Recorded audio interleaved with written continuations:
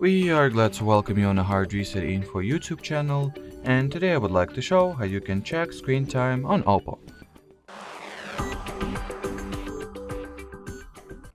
So in order to be able to monitor your digital well-being and access the screen time and app screen time information, you will need to launch Settings, then find and enter the Digital Well-being and Parental Controls category.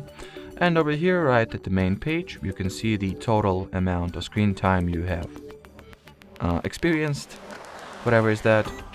Then you can go for your digital well-being tools or tap at this dashboard and see more detailed statistics on each individual app you have used, all apps that you have installed on your phone to be precise. Then you can also check such information as notification received or times opened. Then at the screen time, if you've been using the OPPO phone for a lot of time, you will have not only today as I do, since I've hard reset my phone today already, but also time filters, so you can check your screen time usage daily, monthly, or even yearly.